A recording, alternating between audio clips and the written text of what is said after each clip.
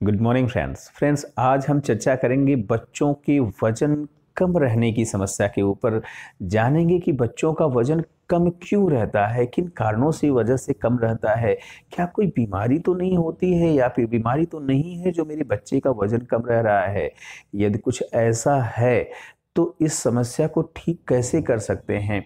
इसे ठीक करने की जो 3 सबसे असरदार दवाइयाँ होती हैं उस बारे में चर्चा करूँगा। साथ ही साथ मैं आपको ये भी बताऊँगा कि किस एज ग्रुप में कितना वज़न रहना चाहिए बच्चों का, इस बारे पे भी चर्चा करूँगा, ये भी बताऊँगा। तो बहुत ही इम्पोर्टेंट वीडियो है, प्लीज़ केयरफुली लास्ट तक देखिएगा आप, बहुत ही अच्छा लगेगा और आपके बच्चे को बहुत फ़ायदा मिलेगा इन दवाइयों से। तो दोस्तों मैं हूँ डॉक्टर संतोष पांडे, बहुत बहुत स्वागत है मेरी यूट्यूब चैनल पे आपका।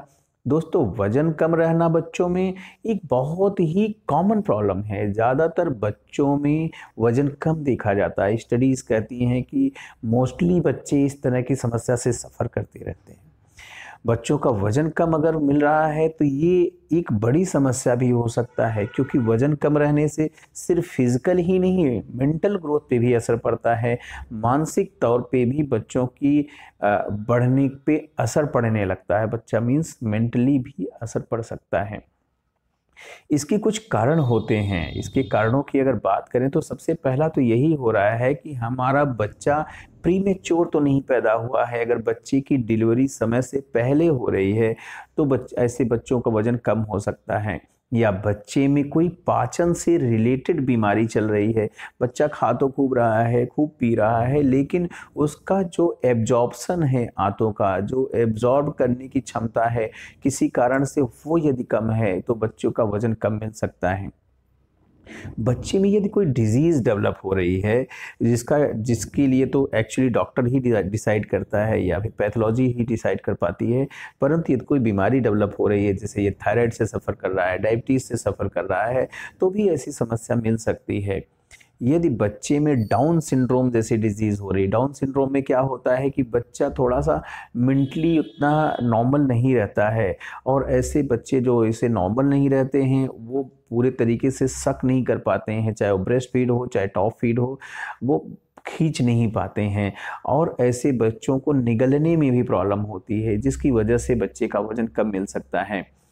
अगर बच्चे में कोई फूड एलर्जी है, कुछ-कुछ में होता है कि किसी-किसी फूड से ही एलर्जी हो रही, कोई-कोई खाना ही खाने में उसको दिक्कत हो रही, खाता है तो उसे डायरिया हो जाता है, या फिर और कोई समस्या होने लगती है जिससे बच्चे खाना अवॉइड करने लगते हैं या फिर मिल्क लेना अवॉइड करने लगते हैं। कुछ बच्चों में देखा गया है कि मिल्क से ही एलर्जी हो जाती है, जैसे ही मिल्क लेते हैं उन्हें वोमिट आने लगती है या फटी-फटी वोमिट आने लगेगी, डायरिया चालू हो जाएगा।